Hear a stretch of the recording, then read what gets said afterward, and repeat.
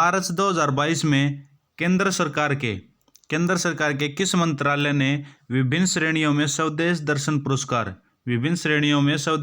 पुरस्कार का गठन किया है? किस मंत्रालय ने?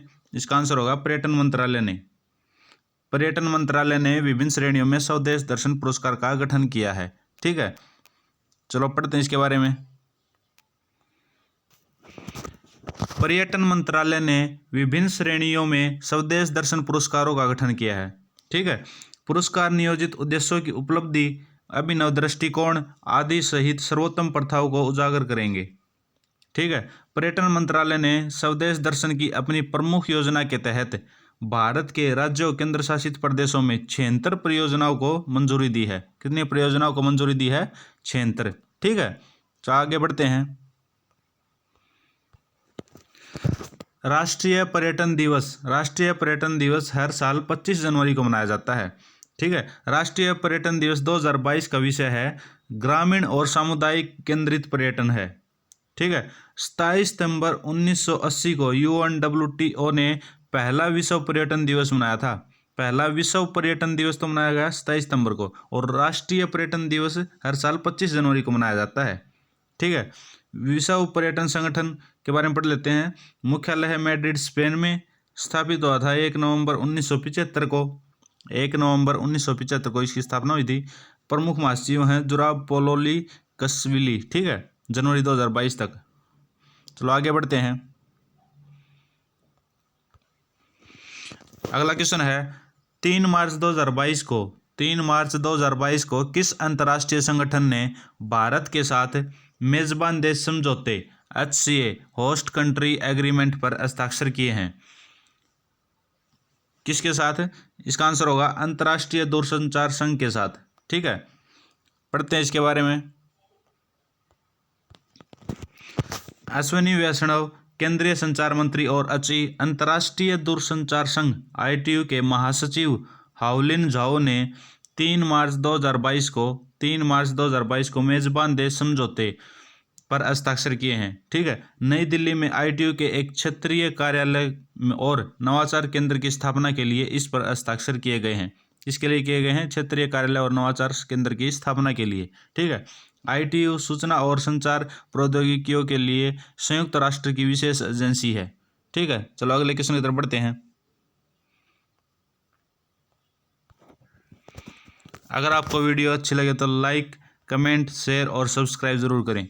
अगला क्वेश्चन है मार्च 2022 में किस सरकारी संगठन को 7वें भारत उद्योग जल सम्मेलन स्पेशल ज्यूरी अवार्ड से सम्मानित किया गया है? किस संगठन को सम्मानित किया गया है? इसका आंसर होगा स्वच्छ गंगा के लिए राष्ट्रीय mission, NMCG national mission for clean Ganga. ठीक है, चलो पढ़ते हैं इसके बारे में। स्वच्छ गंगा के लिए राष्ट्रीय मिशन को 7वें भारत उद्योग जल सम्मेलन और फिक्की जल पुरस्कारों के 9वें संस्करण में विशेष जूरी पुरस्कार से सम्मानित किया गया है। ठीक है, जो 2 से 3 मार्च 2022 से को आयोजित किया गया था। ठीक है, NMCG national mission for clean Ganga को सोसाइटी पंजीकरण अधिनियम 1860 के तहत 12 अगस्त 2011 को पंजीकृत किया गया था।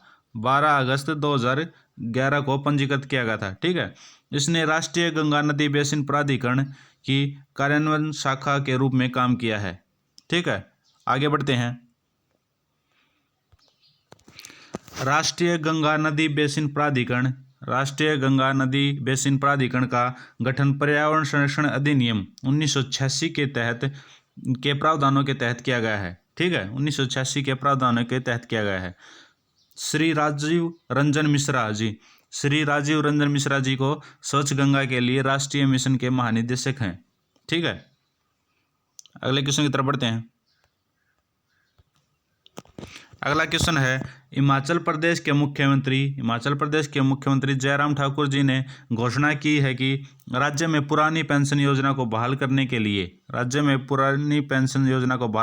एक समिति का गठन किया जाएगा। समिति का अध्यक्ष कौन होगा अध्यक्ष? इसका आंसर होगा राम सुभाग सिंह। ठीक है, चलो पढ़ते हैं इसके बारे में।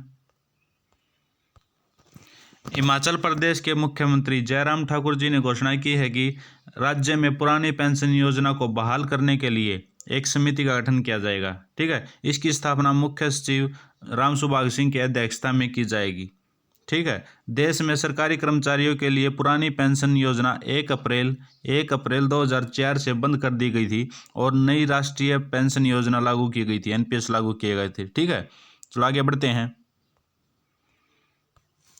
हिमाचल प्रदेश के बारे में पढ़ते हैं। हिमाचल प्रदेश में जिलों की संख्या 12, लोकसभा सीटें हैं 4 और राज्यसभा 3। राज्यसभा 3, लोकसभा 4 और जिलों की संख्या है 12। ठीक है, राष्ट्रीय उद्यान है हिमाचल प्रदेश में great Himalayan national park, pin valley national park, Indrakila national park, Kheerganga national park और सिम्बलबारा नेशनल पार्क। ठीक है, चलो अगले क्वेश्चन की तरफ बढ़ते हैं। 3 मार्च 2022 को नई दिल्ली में एनआईसी टेक कॉन्क्लेव के तीसरे संस्करण का उद्घाटन किसने किया? किसने किया इसका उद्घाटन? इसका आंसर होगा श्री अश्विनी वैष्णव जी ने। ठीक है, चलो पढ़ लेते हैं इसके बारे में। 3 मार्च 2022 को संचार और आईटी मंत्री श्री वैष्णव जी ने नई दिल्ली में एनआईसी टेक कॉन्क्लेव के तीसरे संस्करण का उद्घाटन किया। ठीक है, 2 दिवसीय कार्यक्रम का आयोजन राष्ट्रीय सूचना विज्ञान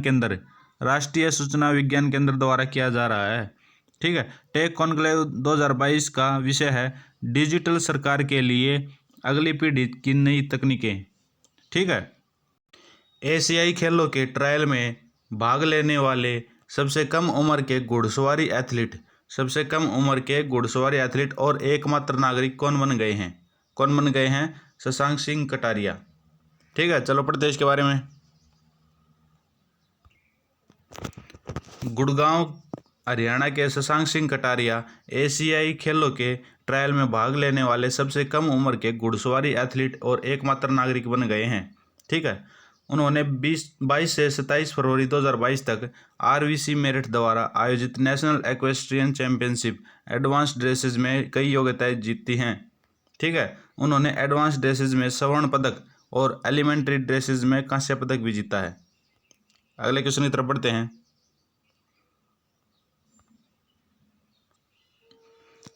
हरियाणा के किस जिले में विश्व स्तरीय मेडिसिटी बनाई जाएगी? विश्व स्तरीय मेडिसिटी किस जिले में बनाई जाएगी? हिसार में। ठीक है, हिसार में विश्व स्तरीय मेडिसिटी बनाई जाएगी। ठीक है, अगले क्वेश्चन की तरफ बढ़ते हैं। हरियाणा का पहला डिजिटल हेरेरा कोर्ट किस जिले में मनाया जाएगा? इसका आंसर होगा गुरुग्राम जिले में। ठीक है, आगे बढ़ते हैं। निम्नलिखित में से कौन देश का सबसे बड़ा और सबसे प्रतिष्ठित बहुआयामी गंतव्य खोलेगा? कौन खोलेगा? इसका आंसर होगा रिलायंस इंडस्ट्रीज लिमिटेड। ठीक है, आगे बढ़ते हैं। वीडियो अच्छी लगे तो लाइक शेयर सब्सक्राइब जरूर करें। अगला क्वेश्चन है विश्व मोटापा दिवस विश्व स्तर पर कब मनाया जाता है? विश्व मोटापा दिवस विश्व स्तर पर कब मनाया जाता है? 4 मार्च को। ठीक है, आगे बढ़ते हैं। विश्व मोटापा दिवस हर साल 4 मार्च को विश्व स्तर पर मनाया जाता है। इसका उद्देश्य वैश्विक मोटापे के संकट को समाप्त करने के लिए व्यावहारिक समाधानों को बढ़ावा देना है। ठीक है, यह विश्व मोटापा संघ द्वारा आयोजित किया जाता है, जो एक गैर लाभकारी संस्था है जो विश्व स्वास्थ्य संगठन के साथ आधिकारिक संबंधों में है। ठीक है, 2022 की थीम है एवरीबॉडी नीड्स टू एक्ट। ठीक है, पहले यह 11 अक्टूबर को मनाया जाता था, लेकिन बाद में इसे बदलकर 4 मार्च कर दिया गया। ठीक है, चलो आगे बढ़ते हैं। विश्व का पहला सौर ऊर्जा संचालित एविएशन हब हरियाणा के किस जिले में मनाया जाएगा? इसका आंसर होगा हिसार जिले में विश्व का पहला सौर ऊर्जा संचालित एविएशन हब मनाया जाएगा। ठीक है, आगे बढ़ते हैं। भारत और बांग्लादेश के बीच वाणिज्य सचिव स्तर की बैठक मार्च 2022 में किस शहर में आयोजित की गई? कौन से शहर में आयोजित की गई? नई दिल्ली में। ठीक है, भारत और बांग्लादेश के बीच वाणिज्य सचिव स्तर की बैठक मार्च 2022 में नई दिल्ली शहर में आयोजित की गई। ठीक है, आगे बढ़ते हैं। भारत और बांग्लादेश के बीच वाणिज्य सचिव स्तर की बैठक 4 मार्च 2022 को नई दिल्ली में हुई थी। 4 मार्च 2022 को नई दिल्ली में हुई थी। ठीक है, भारतीय प्रतिनिधिमंडल का नेतृत्व वाणिज्य सचिव BVR सुब्रमण्यम और बांग्लादेश प्रतिनिधिमंडल का नेतृत्व बांग्लादेश के वाणिज्य मंत्रालय में वरिष्ठ सचिव तपन कांति घोष ने किया था। ठीक है, बैठक से पहले व्यापार पर संयुक्त कार्य समूह JWG की 14वीं बैठक हुई। ठीक है, आगे बढ़ते हैं। बांग्लादेश के बारे में पढ़ते हैं। राजधानी है ढाका, बांग्लादेश की मुद्रा है बांग्लादेशी टका, राष्ट्रपति हैं वहाँ के अब्दुल हमीद, प्रधानमंत्री हैं शेख हसीना, राष्ट्रीय खेल है कबड्डी। ठीक है, वीडियो अच्छी लगे हरियाणा के सर्वांगीण विकास के लिए वर्ष 2022-23 के लिए 1,77,255.99 करोड़ रुपए का बजट श्री मनोहर लाल जी के द्वारा पेश किया गया है। कितने का? 1,77,255.99 करोड़ रुपए का। ठीक है, तो आगे बढ़ते हैं। मुख्यमंत्री श्री मनोहर लाल खट्टर जी ने आज वर्ष 2022-23 का वर्ष महिलाओं को समर्पित किया है। ठीक है, CM ने महिलाओं को कई महत्वपूर्ण उपहारों की घोषणा की है और साथ ही श्रीमती सुषमा स्वराज जी हरियाणा की बेटी और महिला आइकन के नाम पर 5 लाख रुपए का पुरस्कार शुरू करने की घोषणा की है। ठीक है, आगे बढ़ते हैं। सुषमा स्वराज पुरस्कार राष्ट्रीय अंतर्राष्ट्रीय स्तर पर उत्कृष्ट प्रदर्शन के लिए मिलेगा सुषमा स्वराज पुरस्कार। ठीक है, इसके तहत 5 लाख रुपए की राशि मिलेगी। ठीक है, आगे बढ़ते हैं। मेजर अलोकेशन इन बजट। पहला है शिक्षा, खेल एवं संस्कृति में 2021 में 17,261 करोड़ रुपए थे, लेकिन अब की बार हैं 20,445 करोड़ रुपए। ठीक है, सामाजिक न्याय एवं अधिकारिता, महिला एवं बाल कल्याण और अनुसूचित जाति एवं पिछड़े वर्ग कल्याण के लिए 10,863 तो 21-22 के लिए था, लेकिन अब की बार है 13,050 करोड़ रुपए। ठीक है, पेंशन के लिए 10,801 करोड़ रुपए 2021 के लिए था, 2021-22, और 11,201 अब की बार है 22-23 के लिए। ठीक है, स्वास्थ्य चिकित्सा के लिए 7,614 2021-22 के लिए था, 8,926 अब की बार है 8,926 करोड़ रुपए। ठीक है, शहरी विकास तथा नगर के लिए 9,193 2021-22 के लिए था, लेकिन अब की बार है 8,468 करोड़ रुपए। ठीक है, विद्युत एवं गैर परंपरागत ऊर्जा के लिए 7,203 है अब की बार। ठीक है, पंचायत एवं ग्रामीण विकास के लिए 6,826, गृह के लिए 6,526। PDF में टेलीग्राम लिंक पे डाल दूंगा, आप देख लेना वहाँ से। ठीक है, आगे बढ़ते हैं। हरियाणा बजट में छोटे कस्बों और बड़े गांवों में अस्पताल व नर्सिंग होम खोलने पर 3 वर्ष तक लोन के ब्याज पर 2% की छूट मिलेगी। ठीक है, बजट में कहा गया है। आगे बढ़ते हैं। राष्ट्रीय खेल संस्थान की तर्ज पर पंचकुला में हरियाणा राज्य खेल संस्थान की स्थापना व प्रदेश में 1000 नई खेल नर्सरियां खोलने का लक्ष्य रखा गया है अब की बार इस बजट में। साथ ही साथ खेल अकादमी योजना में 10 डे बोर्डिंग व 8 आवासीय अकादमियां भी खोली जाएंगी, श्री मनोहर लाल खट्टर जी ने बोला है बजट में। ठीक है, आगे बढ़ते हैं।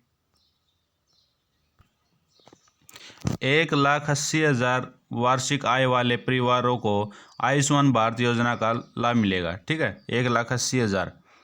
3 लाख वार्षिक आय वाले परिवारों के 70% व उससे अधिक दिव्यांगजन को भी योजना का लाभ मिलेगा। ठीक है, आगे बढ़ते हैं। बजट में नए मेडिकल कॉलेज खोलने की भी घोषणा की गई है। पलवल, चरखी दादरी, पंचकुला और फतेहाबाद में खोले जाएंगे नए मेडिकल कॉलेज। ठीक है, कैथल, सिरसा, यमुनानगर में नए मेडिकल कॉलेजों का कार्य प्रारंभ है फिलहाल। ठीक है, पलवल, चरखी दादरी, पंचकुला और फतेहाबाद में खोले जाएंगे नए मेडिकल कॉलेज। आगे बढ़ते हैं।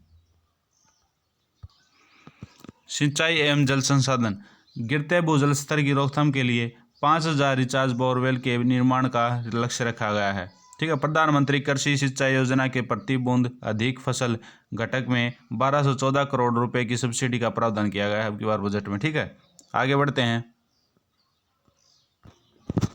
नए नर्सिंग कॉलेज की स्थापना भी की जाएगी, यह भी कहा गया है बजट में। कहाँ पे? जींद, भिवानी, महेंद्रगढ़, सिरसा, यमुनानगर, पलवल, चरखी दादरी, पंचकुला और फतेहाबाद में खोले जाएंगे नए नर्सिंग कॉलेज। नए नर्सिंग कॉलेज खोलने की घोषणा हुई है। ठीक है। आगे बढ़ते हैं। वीडियो अच्छी लगे तो लाइक, शेयर, कमेंट जरूर करें। श्रमिक कल्याण, प्रवासी श्रमिकों के बच्चे हेतु स्कूल। प्रवासी श्रमिकों के बच्चों हेतु गुरुग्राम, मानेसर, फरीदाबाद और पानीपत में खोले जाएंगे 4 नए स्कूल प्रवासी श्रमिकों के बच्चों के लिए। ठीक है। आगे बढ़ते हैं। जिला परिषदों को दी जाने वाली निधि का अनुपात 10% से बढ़ाकर 15% किया जाएगा। ग्रामीण सड़कों की मरम्मत एवं रखरखाव जिला परिषदों द्वारा किया जाता है। ठीक है। 10% से बढ़ाकर 15% कर दिया गया है। आगे बढ़ते हैं। अब की बार IMT के विकास हेतु 1000 करोड़ रुपए दिए हैं बजट में। ठीक है। IMT सोहना में 662 करोड़ की लागत से इलेक्ट्रॉनिक विनिर्माण क्लस्टर की स्थापना की जाएगी। ठीक है। आगे बढ़ते हैं। विभिन्न क्षेत्रों में महिलाओं की उपलब्धियों को पहचानने के लिए किस दिन को अंतर्राष्ट्रीय महिला दिवस के रूप में मनाया जाता है? किस दिन को मनाया जाता है? इसका आंसर होगा 8 मार्च को। ठीक है। 8 मार्च को अंतर्राष्ट्रीय महिला दिवस मनाया जाता है। अगर वीडियो अच्छी लगे तो लाइक, शेयर, सब्सक्राइब जरूर करें। आगे बढ़ते हैं। 8 मार्च 2022 को अंतर्राष्ट्रीय महिला दिवस महिलाओं की सामाजिक, आर्थिक, सांस्कृतिक और राजनीतिक उपलब्धियों को मान्यता देता है। ठीक है। 8 मार्च को यह पहली बार 1911 में मनाया गया था। 2022 के लिए विषय है एक स्थायी कल के लिए आज लैंगिक समानता है। ठीक है। एक स्थायी कल के लिए आज लैंगिक समानता, ये विषय है 2022 के लिए। यह महिलाओं की उपलब्धियों का जश्न मनाता है और त्वरित लैंगिक समानता के लिए महिलाओं की समानता और 9वां श्रीलंका भारत नौसेना अभ्यास स्लाइनेक्स मार्च 2022 में किस शहर में शुरू हुआ? विशाखापट्टनम में। ठीक है। चलो पढ़ते हैं इसके बारे में। 9वां श्रीलंका भारत नौसेना अभ्यास स्लाइनेक्स 7 मार्च 2022 को विशाखापट्टनम में शुरू हुआ। ठीक है। अभ्यास 2 चरणों में आयोजित किया जाएगा।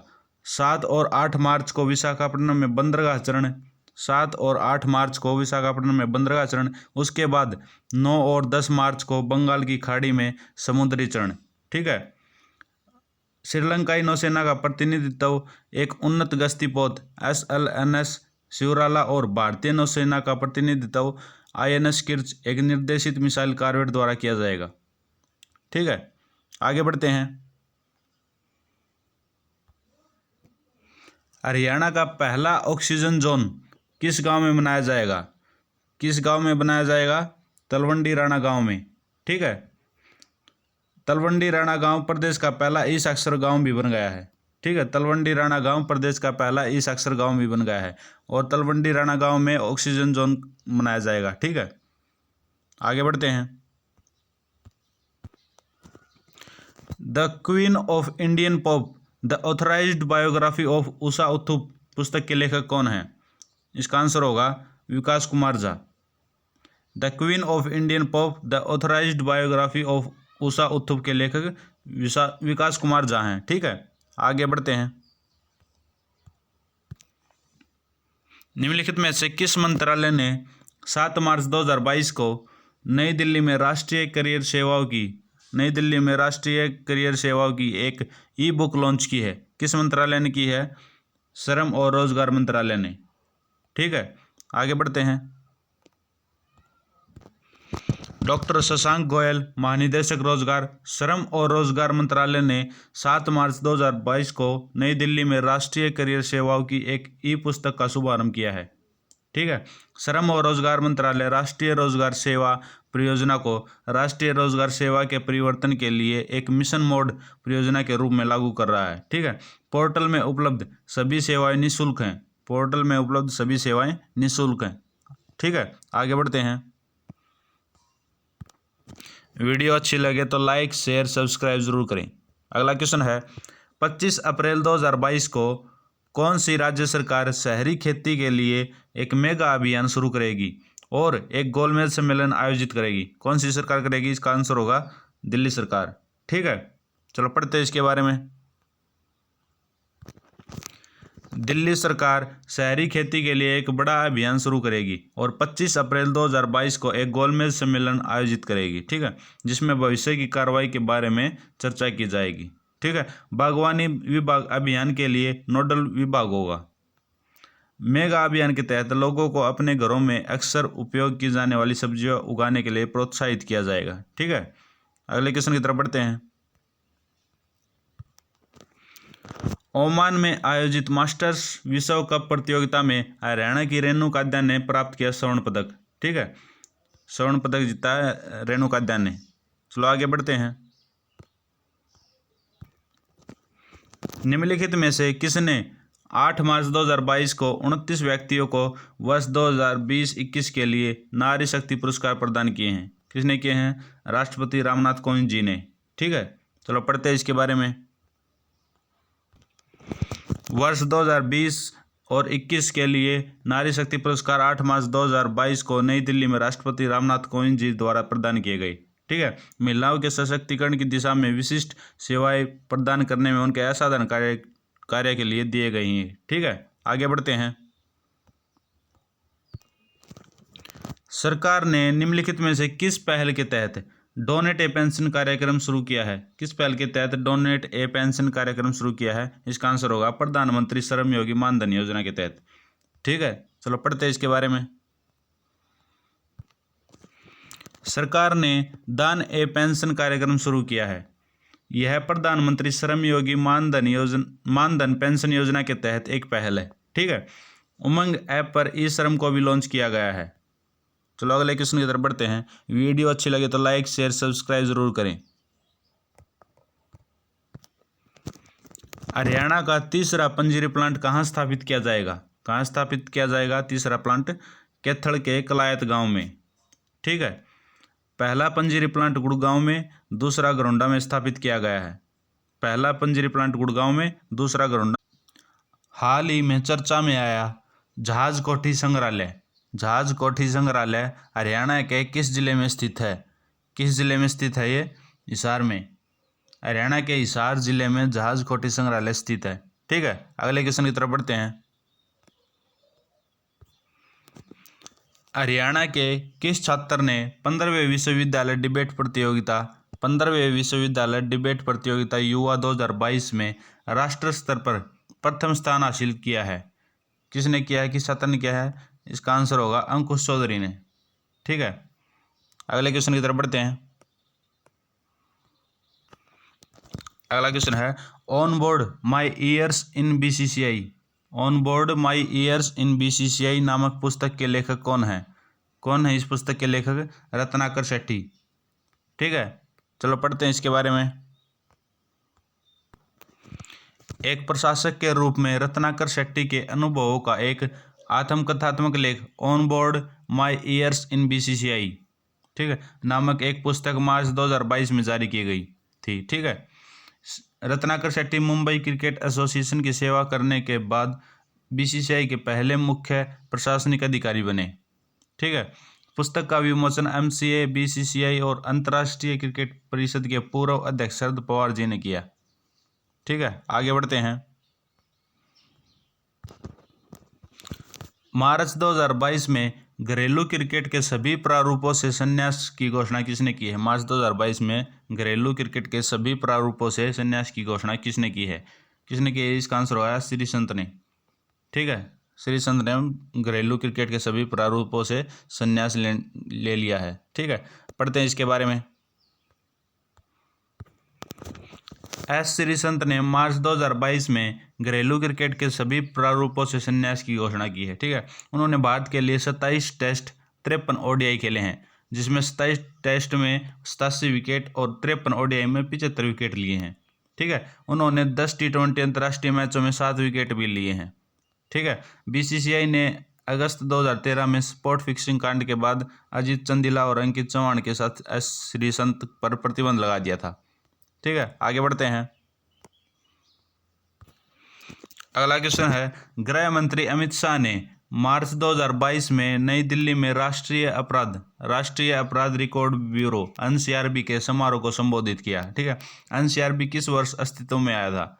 एनसीआरबी किस वर्ष अस्तित्व में आया था? इसका आंसर होगा 1986 में। ठीक है, चलो पढ़ते हैं इसके बारे में। गृह मंत्री अमित शाह ने 11 मार्च 2022 को नई दिल्ली में राष्ट्रीय अपराध रिकॉर्ड ब्यूरो एनसीआरबी के समारोह को संबोधित किया था। ठीक है, 11 मार्च को। इसका मुख्यालय नई दिल्ली में है। नई दिल्ली में इसका मुख्यालय है और यह गृह मंत्रालय का हिस्सा है। ठीक है, आगे बढ़ते हैं। पायलट प्रोजेक्ट के तौर पर हरियाणा के किस जिले के गांव गुरुकुल खेड़ा को सबसे पहले सौर ऊर्जा से जोड़ा जाएगा? किस जिले में है गुरुकुल खेड़ा? यह है जींद में। ठीक है, जींद जिले के गुरुकुल खेड़ा को सबसे पहले सौर ऊर्जा से जोड़ा जाएगा। ठीक है, आगे बढ़ते हैं। वीडियो अच्छी लगे तो लाइक शेयर सब्सक्राइब जरूर करें। अगला क्वेश्चन है, निम्नलिखित में से किस पुस्तक को अंतर्राष्ट्रीय बुकर पुरस्कार 2022 के लिए लंबे समय से सूचीबद्ध किया है? किस पुस्तक को किया है? इसका आंसर होगा रेत का मकबरा को। ठीक है, चलो पढ़ते हैं इसके बारे में। गीतांजलि श्री का अनुवादित हिंदी उपन्यास टॉम्ब ऑफ सैंड मूल रीट समाधि से अनुवादित लंबे समय से अंतर्राष्ट्रीय बुकर पुरस्कार 2022 के लिए सूचीबद्ध है। ठीक है, इसका अनुवाद डेजी रॉकवेल द्वारा किया गया है। यह पहली बार है जब किसी हिंदी उपन्यास के अनुवादित पाठ को पुरस्कार के लिए लंबे समय से सूचीबद्ध किया गया है।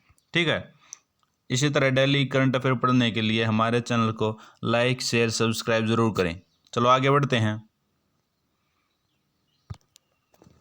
अगला क्वेश्चन है, मार्च 2022 में किस रेलवे जोन ने पहला गति शक्ति मल्टी मॉडल कार्गो टर्मिनल शुरू किया? किस जोन ने किया? पूर्वी रेलवे जोन ने।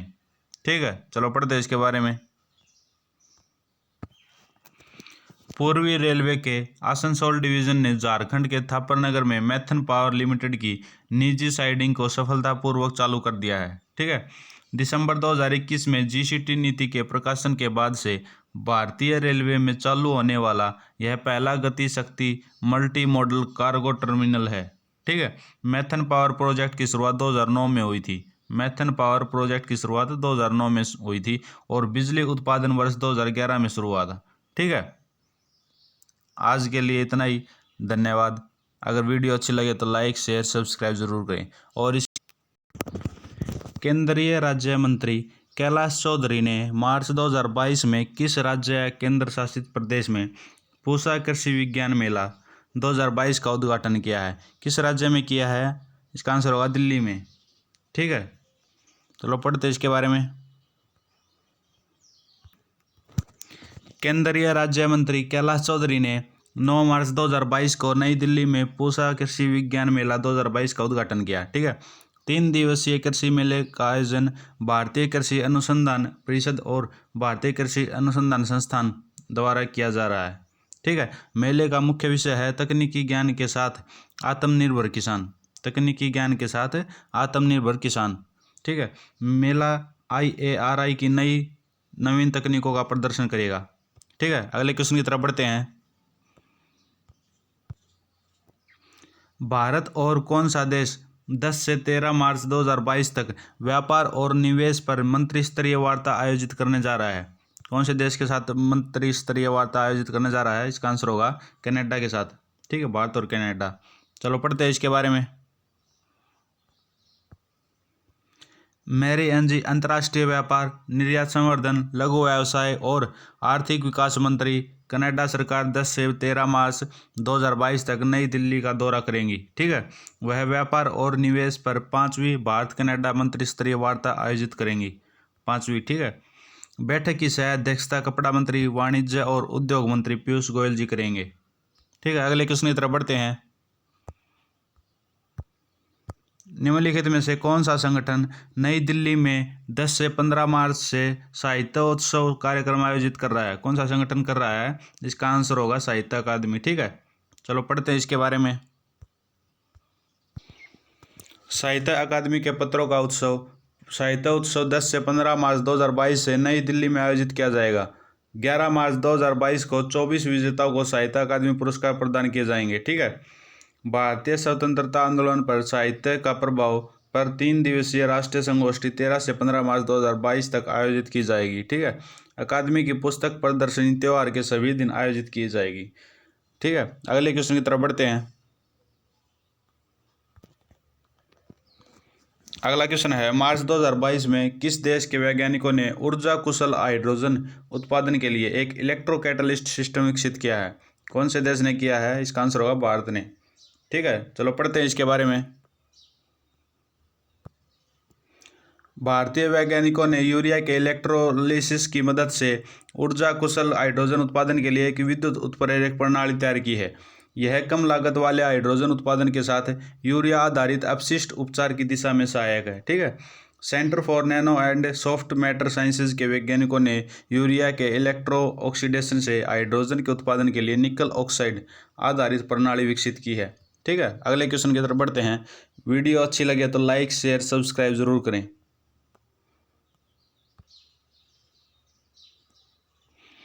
किस राज्य सरकार ने दूसरी बालिका के जन्म पर महिलाओं को वित्तीय सहायता प्रदान करने के लिए कौशल्य मातृत्व योजना शुरू की है? किस सरकार ने की है कौशल्य मातृत्व योजना शुरू? इसका आंसर होगा छत्तीसगढ़ ने। छत्तीसगढ़ सरकार ने की है कौशल्य मातृत्व योजना शुरू। ठीक है, चलो आगे बढ़ते हैं। मार्च 2022 में किस यूरोपीय देश ने कैटलिन नोवाक को पहली महिला राष्ट्रपति के रूप में चुना है? किस देश ने चुना है? इसका आंसर होगा हंगरी ने। ठीक है, चलो आगे बढ़ते हैं।